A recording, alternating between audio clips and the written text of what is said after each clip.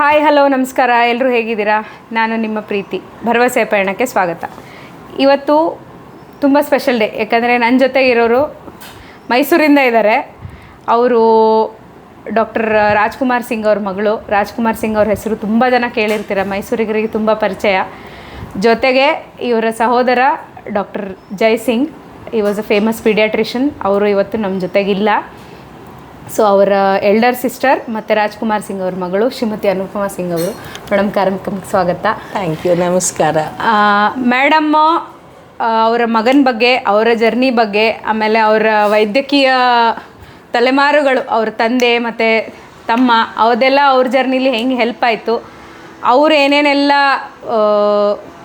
Face ಮಾಡಿದ್ರು, ಅದ್ರ ಬಗ್ಗೆ ಎಲ್ಲ ಮೇಡಮ್ ಮಾತಾಡ್ತಾ ಹೋಗ್ತಾರೆ. ಅವ್ರ ಜೊತೆಗೆ ಮಾತಾಡೋಣ ಬನ್ನಿ. ಮೇಡಮ್ ನಮಸ್ತೆ, ಭರವಸೆ ಪಯಣಕ್ಕೆ ಸ್ವಾಗತ. Thank you. ನಿಮ್ಮ ಬಗ್ಗೆ ಹೇಳಿ ಮೇಡಮ್. ಹೇಳೋದಲ್ಲ, ನನ್ನ ಹೆಸರು ಅನುಪಮಾ ರವೀಂದ್ರ ಸಿಂಗ್, ಯಜಮಾನ್ರ ಹೆಸರು ರವೀಂದ್ರ ಸಿಂಗ್. ತಂದೆಯವ್ರ ಬಗ್ಗೆ ಹೇಳಿ ಫಸ್ಟು. ನನಗೆ ಅದು ತುಂಬ ಕ್ಯೂರಿಯಾಸಿಟಿ ಸರ್ ಬಗ್ಗೆ. ತಂದೆ ವಾಸ್ ಡಾಕ್ಟರ್ ರಾಜ್ಕುಮಾರ್ ಸಿಂಗ್ ಅಂತ. ಇವಾಗಿಲ್ಲ. He was into social work ತುಂಬ ಇತ್ತು ಅವ್ರದ್ದು. ಇವತ್ತಿಗೂ ಯಾರಿಗಾದರೂ ಮೈಸೂರಲ್ಲಿ ಕೇಳಿ ಗೊತ್ತಾಗುತ್ತೆ. ಅವ್ರ ಕ್ಲಿನಿಕ್ಕು ಇತ್ತು. And he used to run a leprosy clinic, leprosy colony ನಡೆಸ್ತಾಯಿದ್ರು. And he was with the Lions club and rotary club ಅಲ್ಲೆಲ್ಲ ಫ್ರೀ ಸರ್ವಿಸ್ ಕ್ಲಿನಿಕ್ಸ್ ನಡೆಸ್ತಾಯಿದ್ರು. ಬಟ್ ಮೇನ್ ಅವ್ರದ್ದು ಇವತ್ತಿಗೂ ಇದೆ. ಬೆಟ್ಟಕ್ಕೆ ಹೋಗೋ ರಸ್ತೆಯಲ್ಲಿ ಸಚ್ಚಿದಾನಂದ ಆಶ್ರಮ ಎದುರುಗಡೆ ಲೆಪ್ರಸಿ ಕಾಲನಿ ಅಂತಿದೆ. ಮೈಸೂರು ಜೈನ್ ಕಮ್ಯುನಿಟಿ ಜೊತೆ ಸೇರಿ ಅವರು ಓಪನ್ ಮಾಡಿದ್ದು. He was the first person to open a leprosy ಕಾಲನಿಯಲ್ಲಿ. And I think this is ಈ ಥರ್ಡ್ ಜನ್ರೇಷನ್ ಅನಿಸುತ್ತೆ. Leprosy has been eradicated in that colony. So selfless, ಏನು ಒಂದು ಪೈಸೆ ತೊಗೊಂಡಿಲ್ಲ, ಎಲ್ಲರಿಂದ ಹೆಲ್ಪ್ ತೊಗೊಂಡು he used to run that colony clinic. ಅವ್ರಿಗೆ ಕೊಡಿಸಿದ್ದು ತಂದೆದ ಅಷ್ಟು. ಆಮೇಲೆ ಸಹೋದರನ ಬಗ್ಗೆ ಮಾತಾಡಿ. ಅವ್ರ ಬಗ್ಗೆ ನನಗೆ ಒಂದು ಟ್ರಿಬ್ಯೂಟ್ ಕೊಡೋ ಆಸೆ. ನಮ್ಮ ಮೈಸೂರವರು ಇಷ್ಟೆಲ್ಲ ಒಳ್ಳೆ ಕೆಲಸ ಮಾಡಿದ್ದಾರೆ. ಸೊ ಅವ್ರ ಬಗ್ಗೆ ತಿಳ್ಕೊಂಡೇ ಮುಂದೆ ಮಾತಾಡೋಣ ಅಂತ ಮೇಡಮ್ಗೆ ರಿಕ್ವೆಸ್ಟ್ ಮಾಡಿದೆ. ನನ್ನ ತಮ್ಮ ಡಾಕ್ಟರ್ ಜಯಸಿಂಗ್ ಅಂತ ಇವಾಗಿಲ್ಲ, ವೆರಿ ಶಾರ್ಟ್ ಪೀರಿಯಡ್ ಒಂದು ಇದ್ದಿದ್ದು. ಬಟ್ ಅವನಿಂದ ನನಗೆ ನನ್ನ ಮಗನ ಬಗ್ಗೆ ನನಗೆ ಹೆಲ್ಪ್ ಆಗಿದ್ದು ನನ್ನ ತಮ್ಮ ಜಯಸಿಂಗು ಮತ್ತು ನಮ್ಮ ತಾಯಿ. ಮನೆಯದೆಲ್ಲ ನಮ್ಮ ತಾಯಿ ಏನೇನು ಮಾಡಬೇಕು, ಹೇಗೆ ಹೆಲ್ಪ್ ಮಾಡಬೇಕು ಅವ್ರು ಮಾಡಿದ್ರು. ಮಿಕ್ಕಿದ್ದು from the medical point of view ಅವನು ಹೆಲ್ಪ್ ಮಾಡಿದ್ದಕ್ಕೆ ಇಷ್ಟುವರೆಗೆ ನನ್ನ ಮಗ ಶಕ್ತಿ ಸಿಂಗ್ ಇವತ್ತು ಒಂದು ದಿನ he is very independent, very much independent. ಮನೇಲಿ ಕೂರಿಸ್ಲಿಲ್ಲ, ಮನೇಲಿ ಕೂತಿಲ್ಲ. He works in Amba as a data entry operator. ನನ್ನ ಕೈ ಮುಗಿದು ಥ್ಯಾಂಕ್ ಯು ಅಂತ ಹೇಳ್ತೀನಿ ನನ್ನ ತಮ್ಮನಿಗೂ ನಮ್ಮ ತಾಯಿಗೆ. ಓಕೆ, ಶಕ್ತಿ ಸಿಂಗ್ ಅವ್ರದ್ದು ಏನು ಕಂಡೀಷನ್ ಮೇಡಮ್? ಏನು? ಹಿ ವಾಸ್ ಡಿಲೇಡ್ ಮೈಲ್ ಸ್ಟೋನ್ಸ್ ಅಂತ. ಡಿಲೇಡ್ ಮೈಲ್ ಸ್ಟೋನ್ಸ್ ಅಂತ. ಸೊ ನನ್ನ ಡೆಲಿವರಿಗೆ ಅವನೇ ಪೀಡಿಯಾಟ್ರಿಷನ್ ಆಗಿದ್ದು JSS ಹಾಸ್ಪಿಟ್ಲಲ್ಲಿ. ಆಯಿತು ಡೆಲಿವರಿ. ಸೊ ಅಲ್ಲೇ ಹಿ ವಾಸ್ ದ ಫಸ್ಟ್ ಒನ್. ಅವನೇ ಹೇಳಿದ್ದು ಹೀಗೆ ಮಾಡಬೇಕು, ಇಲ್ಲಿ ಹೋಗ್ಬೇಕಂತ. ಸೊ ನಾನು ಮಗುಗೆ ಎತ್ಕೊಂಡು ವಾಪಸ್ ಇಲ್ಲಿ ಬೆಂಗ್ಳೂರಿಗೆ ಬರುವಾಗ ಹಿ was the one who guided me step by step. ಅವ್ನು ನನಗೆ ಸ್ಪ್ಯಾಸ್ಟಿಕ್ ಸೊಸೈಟಿಗೆ ಕಳಿಸ್ದ. ಅಲ್ಲಿಗೆ ಹೋಗು, ಅಲ್ಲಿ ಡಯಾಗ್ನೋಸ್ ಆಗುತ್ತೆ. ಅಲ್ಲಿ ಡಾಕ್ಟರ್ ಮಹಾದೇವಯ್ಯ ಅಂತ ಇವತ್ತಿಗೂ ಇದ್ದಾರೆ, ಚೈಲ್ಡ್ ಸ್ಪೆಷಲಿಸ್ಟ್.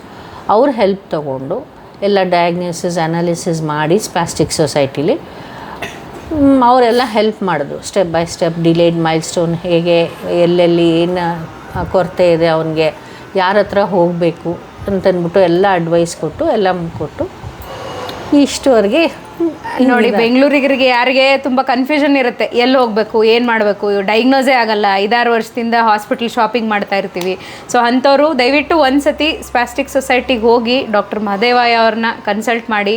ಮೇ ಬಿ ನಿಮ್ಮ ಪ್ರಾಬ್ಲಮಿಗೆ ಸೊಲ್ಯೂಷನ್ ಸಿಗ್ಬೋದು, ಮಕ್ಕಳ ಕಂಡೀಷನ್ ಬೇಗ ಡಯಾಗ್ನೋಸ್ ಆಗ್ಬೋದು ಅಂತ ಹೇಳ್ತೀನಿ. ಆಮೇಲೆ ಜರ್ನಿ ಹೆಂಗಿತ್ತು ಮೇಡಮ್ ನಿಮಗೆ? ಈಗ ಮೆಡಿಕಲ್ ಬ್ಯಾಕ್ಗ್ರೌಂಡ್ ಇತ್ತು, ತಂದೆ ತಮ್ಮ ತಾಯಿ, ಆಮೇಲೆ ಸರ್ ಸಪೋರ್ಟ್ ಹೆಂಗಿತ್ತು, ಇಲ್ಲಿಂದ ಸಪೋರ್ಟ್ ಹೆಂಗಿತ್ತು? ಹೌದು, ರವೀಂದ್ರ ಸಿಂಗ್ ಅವರು ರವಿನೂ ತುಂಬ ಹೆಲ್ಪ್ ಮಾಡಿದ್ರು, ಸಪೋರ್ಟ್. ಬಟ್ ಈವನ್ ಅವ್ರಿಗೂ ಗೊತ್ತಿರಲಿಲ್ಲ. ಫಸ್ಟ್ ಟೈಮ್ ಅಲ್ಲ, ಫಸ್ಟ್ ಬಾರ್ನ್ ಎಲ್ರಿಗೂ ಒಂದಿರುತ್ತೆ ಕರೆಕ್ಟ್ ಹೇಗೆ ಏನಾದ್ರು. ಬಟ್ ಮೈ ಮದರ್, ನಮ್ಮ ತಾಯಿಯವರು ಹೇಳೋರು ಈ ತಿಂಗಳಿಗೆ ಇಷ್ಟ ಆಗಬೇಕು ಇಷ್ಟ ಅಂತ.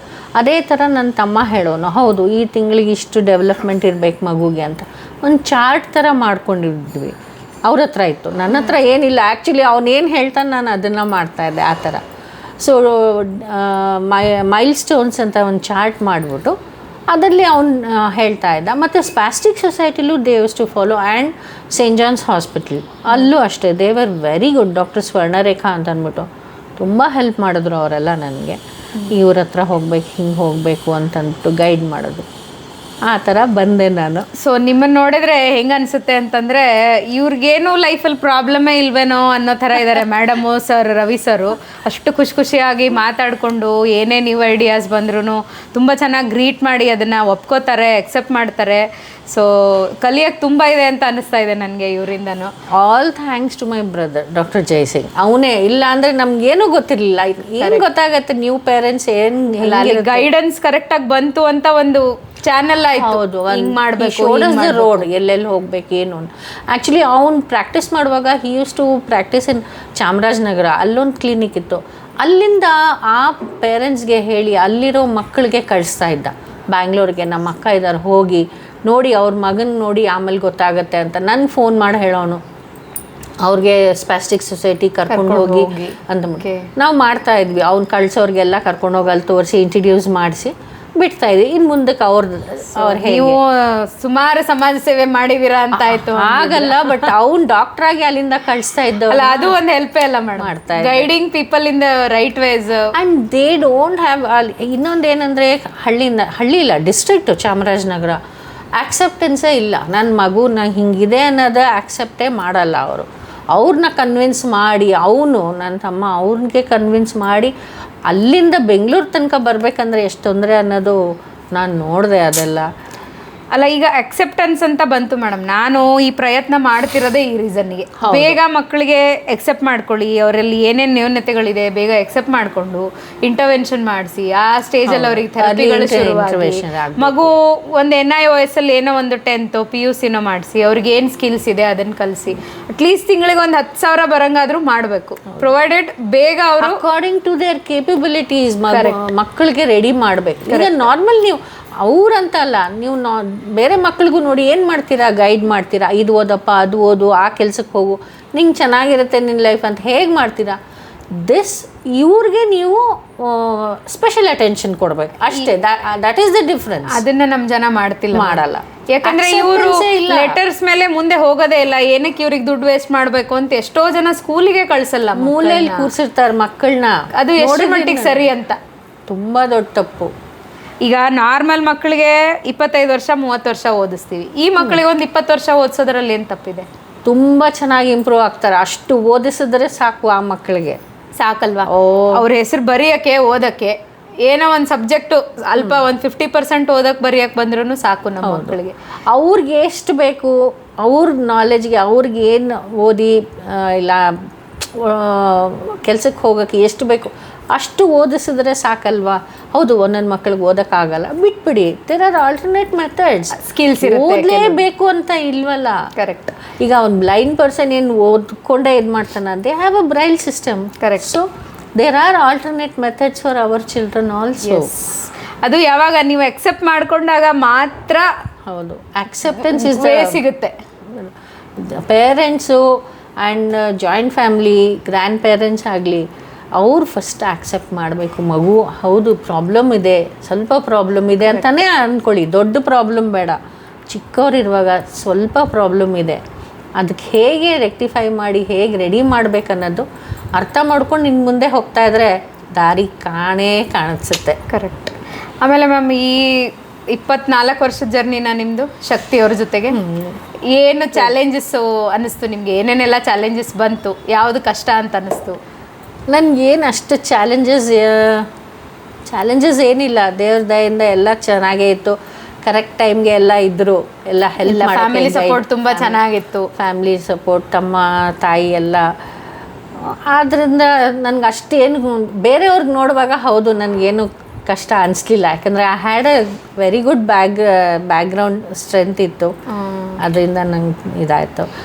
ಯಾಕಂದರೆ ನನ್ನ ತಮ್ಮಂದೇ ಮೇನ್, ಅವನೇ ಎಲ್ಲ ಕಾಂಟ್ರಿಬ್ಯೂಷನ್. ಹೌದು, ಅವನು ಗೈಡ್ ಮಾಡಿಲ್ದಿದ್ರೆ ನಾನು ಅವನಿಗೆ ಶಕ್ತಿಗೆ ಮನೇಲಿ ಕೂರಿಸ್ಕೊಂಡೇ ಇರಬೇಕಿತ್ತು. ಈಗ ಸಮಾಜದಲ್ಲಿ ಏನಾದ್ರು ಬದಲಾಗಬೇಕು ಅಂತ ಅನ್ಸುತ್ತಾ ಮೇಡಮ್ ನಿಮ್ಗೆ? ತುಂಬಾ ಇದೆ ಬದಲಾವಣೆ, ತುಂಬಾ ಸಮಾಜದಲ್ಲಿ ಇನ್ನೂ ತುಂಬಾ ಮಾಡಬೇಕು ನಾವು. ಹೌದು. ಏನು ಯಾವ ರೀತಿ ಒಂದು ಬದಲಾವಣೆ ಅಂದ್ರೆ ಏನಾಗಬೇಕು ಅಂತ ಹೇಳ್ತೀವಿ? ನಮ್ಮ ಮಕ್ಕಳಿಗೆ ಆಕ್ಸೆಪ್ಟೆನ್ಸು ಆ್ಯಂಡ್ ಇನ್ಶೂರೆನ್ಸು ಅದರಲ್ಲೆಲ್ಲ there are so many policies. ಅದು ಎಲ್ಲರಿಗೂ ಇದೆ, ಅವ್ರಿಗೆ ಮಾತ್ರ ಇಲ್ಲ. ಅವರಿಗೆ ಸ್ಪೆಷಲ್ ಆಗಿ ಇನ್ಶೂರೆನ್ಸ್ ಹೌದು, ಪಾಲಿಸೀಸ್ ಇಲ್ಲ ರೂಲ್ಸ್ ಏನೋ something has to be change according to them. ಜನರು ನೋಡೋ ದೃಷ್ಟಿಲಿ ಅದು ಇವಾಗ ಪರವಾಗಿಲ್ಲ ಅನ್ಸುತ್ತೆ ನನಗೆ. ಸ್ವಲ್ಪ ಆಕ್ಸೆಪ್ಟ್ ಮಾಡ್ಕೋತಾ ಇದ್ದಾರೆ, ಮಾಡ್ತಾ ಇದ್ದಾರೆ. ಸ್ಪೆಷಲಿ IT ಅವರೆಲ್ಲ ತಮ್ಮ CSR ಫಂಡ್ ಎಲ್ಲ ಕಡೆ ಇನ್ವೆಸ್ಟ್ ಮಾಡಿ ಅವರು ಅವೇರ್ನೆಸ್ ಜಾಸ್ತಿ ಕ್ರಿಯೇಟ್ ಮಾಡ್ತಾ ಇದ್ದಾರೆ. IT ಕಂಪನೀಸ್ಗೆ ನಾವು ಥ್ಯಾಂಕ್ಸ್ ಹೇಳ್ಬೇಕು ಈ ವಿಷಯದಲ್ಲಿ. ಹೌದು, ಅದು ನಿಜ. ಬಟ್ ಹಳ್ಳಿ ಕಡೆ ಅದೆಲ್ಲ ಇನ್ನೂ ಇಲ್ಲ. ಹಳ್ಳಿ ಕಡೆ ಇನ್ನೂ ಜನ ಆಚೆ ಬರಲ್ಲ, ಇದರಿಂದ ತೋರ್ಸ್ಕೊಳ್ಳೋದೇ ಇಲ್ಲ ಮಕ್ಕಳಿಗೆ. ಕರೆಕ್ಟ್. ಹೆಚ್ಚು ಕಮ್ಮಿ ಬದಲಾವಣೆ. ಮನೆಯಿಂದ ಆಚೆನೆ ಕರ್ಕೊಂಡು ಬರಲ್ಲ. ಕರೆಕ್ಟ್. ಮೂಲೆಯಲ್ಲೇ ಹಾಕಿರ್ತಾರೆ, ಅವ್ರಿಗೆ ಕೂರ್ಸಿರ್ತಾರೆ. ಸ್ಮಾಲ್ ಸೋಷಿಯಲ್ ಗ್ಯಾದರಿಂಗು ಕರ್ಕೊಂಡು ಬರಲ್ಲ. ಊರಬ್ಬ ಆಯ್ತು ಅಂದ್ರೂ ಆಚೆ ಕರ್ಕೊಂಡು ಬರಲ್ಲ. ಆ ಥರ ಸುಮಾರು ಜನ ಇದ್ದಾರೆ, ಆ ಥರ ಮಾಡೋರು ಇದ್ದಾರೆ. ದಯವಿಟ್ಟು ನೋಡಿ, ಸಮಾಜ ತುಂಬ ಬದಲಾಗ್ತಿದೆ. ಮೇಡಮ್ ಹೇಳ್ದಂಗೆ ಈಗ ನಮ್ಮ ಮಕ್ಕಳಿಗೆ ಅವಕಾಶಗಳು ಸೃಷ್ಟಿ ಇನ್ನೂ ಆಗಬೇಕು, ಆದರೆ ಮೊದಲಿಗೆ ಕಂಪೇರ್ ಮಾಡಿದರೆ ತುಂಬ ಆಗ್ತಾ ಇದೆ. ಹೀಗಾಗಿ ಸಾಧ್ಯ ಆದಷ್ಟು ಅಕ್ಸೆಪ್ಟ್ ಮಾಡ್ಕೊಳ್ಳಿ, ನಿಮ್ಮ ಮಕ್ಕಳನ್ನ ಆಚೆ ಬಿಡಿ, ಅವ್ರಿಗೂ ಓದಿಸಿ, ಅವ್ರಿಗೂ ಒಂದು ಭವಿಷ್ಯ ಕಟ್ಕೊಡಿ ಅಂತ ಕೇಳ್ಕೊತೀವಿ. ಟೈಮಲ್ಲಿ ಹೆಲ್ಪ್ ತಗೊಳ್ಳಿ. ಬೇರೆಯವರಿಂದ ನಿಮ್ಗಿಂತ ಚೆನ್ನಾಗಿ ಗೊತ್ತಿರೋರು ಯಾರಾದರೂ ಇರ್ತಾರೆ, ಅವ್ರ ಹತ್ರ ಹೆಲ್ಪ್ ತಗೊಳ್ಳಿ. ಕೌನ್ಸಿಲರ್ಸ್ ಇರ್ತಾರೆ, ಡಾಕ್ಟರ್ಸ್ ಇರ್ತಾರೆ, ಸ್ಪಾಸ್ಟಿಕ್ ಸೊಸೈಟಿ ಥರ ಇರ್ತಾರೆ, ಎಲ್ಲ ಇದ್ದಾರೆ. ಇನ್ನೊಂದು ಅಕಾಡೆಮಿ, ಬಂಜಾರ ಅಕಾಡೆಮಿ ಅಂತ ಒಂದಿದೆ RT ನಗರಲ್ಲಿ. ಡಾಕ್ಟರ್ ಅಲಿ ಖ್ವಾಜಾ ಅವರಿದ್ದಾರೆ. ಅವರೆಲ್ಲ ದೇ ಆರ್ ಸೋ ಗುಡ್. ತುಂಬ ಹೆಲ್ಪ್ ಮಾಡ್ತಾರೆ, ಗೈಡ್ ಮಾಡ್ತಾರೆ, ಎಲ್ಲಿ ಹೋಗ್ಬೇಕು, ಹೇಗೆ. ಸ್ಪಾಸ್ಟಿಕ್ ಸೊಸೈಟಿ ಈಸ್ ದಿ ಬೆಸ್ಟ್.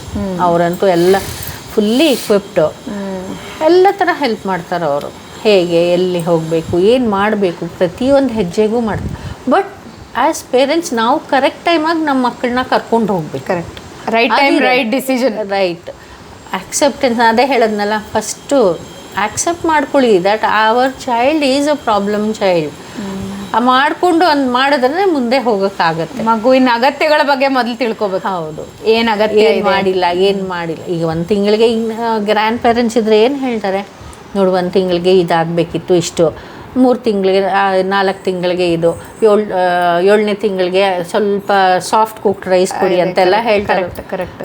ಆ ಥರ step by step. When your child is not doing according to the milestones, go and get professional help first. ಈಗ ನಮ್ಮದು ಕರ್ನಾಟಕ ಅಂತ ತಗೊಂಡ್ರೆ ಸರ್ಕಾರದಿಂದ ನಮ್ಮ ಮಕ್ಕಳಿಗೆ ಸಿಗ್ತಿರೋ ಸೌಲಭ್ಯಗಳು ಏನಂದರೆ ಇಲ್ಲ, ಝೀರೋ. ನಮಗಂತೂ ಏನು ಸಿಗಲ್ಲ, ಯಾಕಂದರೆ ನಾವೆಲ್ಲ ಟ್ಯಾಕ್ಸ್ ಕಟ್ತೀವಿ. ಇದರಲ್ಲಿ ಏನು ಬದಲಾಗಬೇಕು ಮೇಡಮ್? ಎಲ್ಲ ಬದಲಾಗಬೇಕು. ಅಲ್ಲಿ ನೀವು ನೋಡಿ, ನಮ್ಮ ಪೊಲಿಟಿಷಿಯನ್ಸ್ ಆಗಲಿ ಯಾರಾದರೂ, ಅವರೆಲ್ಲ ಇಲ್ಲ, ಅವ್ರವ್ರ ಸ್ಯಾಲ್ರೀಸು, ಅವ್ರ ಅಲೋವೆನ್ಸಸ್ಸು ಎಲ್ಲ ಎವ್ರಿ ಇಯರ್ ಹೆಚ್ಚಿಸ್ತಾ ಹೋಗ್ತಾರೆ. ಒಬ್ಬರಿಗೇನಾ ಪ್ರಾಬ್ಲಮ್ಸ್ ಇರೋದು? ನಿಜ. ಅವ್ರಿಗೆ ಮಾತ್ರ ಅಲೋವೆನ್ಸ್ ಜಾಸ್ತಿ, ಅವ್ರಿಗೆ ಸ್ಯಾಲ್ರೀಸ್ ಜಾಸ್ತಿ ಮಾಡ್ಕೋತಾರೆ. But cannot they see the ಬೇರೆ ಪ್ರಾಬ್ಲಮ್ಸ್ ಕಾಣಲ್ವಾ? ಈ BPL ಅನ್ನೋದು ಒಂದು ತೆಗೆದು ಹಾಕಲೇಬೇಕು. ಅದ್ರ ಬಗ್ಗೆ ನಾವು ಏನಾದ್ರು ಮಾಡಲೇಬೇಕು. ದಯವಿಟ್ಟು ಯಾರಿಗೂ ಗೊತ್ತಿದ್ರೆ ಇದನ್ನು ತೆಗೆದು ಹಾಕೋಕ್ಕೆ ಏನು ಮಾಡಬೇಕು ಅಂತ ಸಜೆಸ್ಟ್ ಮಾಡಿ, ಕಮೆಂಟ್ ಮಾಡಿ. ಆಮೇಲೆ ಎಲ್ಲರಿಗೂ ಸಿಗಬೇಕು. ನಾವು ಇರ್ರೆಸ್ಪೆಕ್ಟಿವ್ ಆಫ್ ಪಾವರ್ಟಿ ಲೈನ್, ನಮ್ಮ ಮಕ್ಕಳು ಈ ಥರ ನ್ಯೂನತೆ ಇರುವಂಥ ಮಕ್ಕಳು ಯಾರ್ಯಾರು ಇದ್ದಾರೋ ಎಲ್ಲ ಮಕ್ಕಳಿಗೂ ಮಂತ್ಲಿ ಪೆನ್ಷನ್ ಅಂತ ಏನು ಫಿಕ್ಸ್ ಮಾಡಿದಾರೋ ಅದು ಸಿಗಲೇಬೇಕು. ಏನು ಫಿಕ್ಸ್ ಮಾಡಿದಾರೋ ಅಷ್ಟೇ ಕೊಡಲಿ ಅವ್ರು, ನಮಗೆ ಜಾಸ್ತಿನೂ ಬೇಡ. ಮಾಡಬೇಕು, ಜಾಸ್ತಿ ಮಾಡಬೇಕು. ಅದೇ ನಾನು ಹೇಳಿದ್ನಲ್ವಾ, ಇವಾಗ ಅವ್ರವ್ರ ಅಲೋವೆನ್ಸ್, ಅವ್ರವ್ರ ಸ್ಯಾಲ್ರೀಸ್ ಜಾಸ್ತಿ ಮಾಡ್ಕೊಳ್ಳುವಾಗ ಅರ್ಥ ಆಗಲ್ವಾ? ಅದರಲ್ಲೊಂದು 10% ನಮ್ಮ ಮಕ್ಕಳ ಹತ್ರ ಡೈವರ್ಟ್ ಮಾಡ್ಬೋದಲ್ವಾ? ನಿಜ. ಈಗ ನಮ್ಮ ನಂತರ ಈಗ ಸಿಬ್ಲಿಂಗ್ಸ್ ಇರೋರು ನಾವೆಲ್ಲ ಲಕ್ಕಿ. ನಾವು ಭಯದಲ್ಲೋ ಏನೋ ಇನ್ನೂ ಒಂದು ಸಿಬ್ಲಿಂಗ್ಸ್ ಮಾಡ್ಕೊಂಡ್ಬಿಟ್ವಿ, ಮಗುಗೆ ಇನ್ನೊಂದು ಮಗು ಮಾಡ್ಕೊಂಡ್ವಿ ಅಂತ. ಬಟ್ ಈಗ ಇಲ್ಲದೆ ಇರೋರು ಇರ್ತಾರೆ. ಈಗ ನಮ್ಮ ಮುತ್ತು ಅವರು ಮಾತಾಡಿದ್ವಿ, ಈಗ ಮುತ್ತು ಅವರು ಅಂಥವ್ರು. ನೆಕ್ಸ್ಟು ನಮ್ಮ ಮಕ್ಕಳಿಗೆ ಏನು ನಮ್ಮ ನಂತರ? ಹೌದು, ಅದಕ್ಕೆ ಏನಾದ್ರು ಆಗಬೇಕು ಅಂತ ಅನ್ಸುತ್ತಾ ಮೇಡಮ್? 100% ಆಗಲೇಬೇಕು. ನಾನು ಅದೇ ಹೇಳಿದ್ದು, there is a difference. Upper middle class ಅವರೆಲ್ಲ they are well to do. ಅವ್ರು ಏನಾದರೂ ಒಂದು ಮಾಡ್ಕೊಂಡಿರ್ತಾರೆ, ಎಲ್ಲ ಕರೆಕ್ಟ್. ಸಿಬ್ಲಿಂಗ್ಸ್ ಇರ್ತಾರೆ, ಅಣ್ಣ ತಮ್ಮದಿರು, ಅಕ್ಕ ತಂಗಿರೆಲ್ಲ ಏನೋ ಒಂದು ಸೊಸೈಟಿ ಬುಕ್ ಮಾಡಿರ್ತಾರೆ ಮಕ್ಕಳು, ಅವ್ರಿಗೋಸ್ಕರ ಮಾಡಿಕೊಂಡು ಅವ್ರು ರೆಡಿ ಇರ್ತಾರೆ. ಬಟ್ ವಾಟ್ ಅಬೌಟ್ ಎಲ್ಲಿ ಹೋಗಬೇಕು, ಏನು ಮಾಡಬೇಕು? ಎಲ್ಲರೂ ಅಣ್ಣ ತಮ್ಮದಿರ್ಗೂ ಅವ್ರಿಗೂ ಒಂದು ಆಸೆ ಇರುತ್ತೆ, ಅವ್ರದ್ದು ಒಂದು ಲೈಫ್ ಇರುತ್ತೆ. ಅವ್ರಿಗೊಂದು ಬರ್ಡನ್ ಮಾಡಬಾರ್ದು ನಾವು. Correct. Because of one special child ಇನ್ನೊಂದು ಇದಕ್ಕೆ ತೊಗೊಂಡೋಗಿ ಹಾಕಿ ಅಯ್ಯೋ ಇದೆ ವರ್ಷ ನನ್ನ ಜೀವನ ಇರೋವರೆಗೂ ನನಗೊಂದು ಭಾರ ಅಂತ ಬರಬಾರ್ದು. ಕರೆಕ್ಟ್, ಭಾರ ಅನ್ನೋ ಭಾವನೆ ಬರಬಾರ್ದು. ಭಾರ ಅನ್ನೋ ಭಾವನೆ ಬರಬಾರ್ದು ಇನ್ನೊಂದು ಸಿಬ್ಲಿಂಗ್ಗೆ.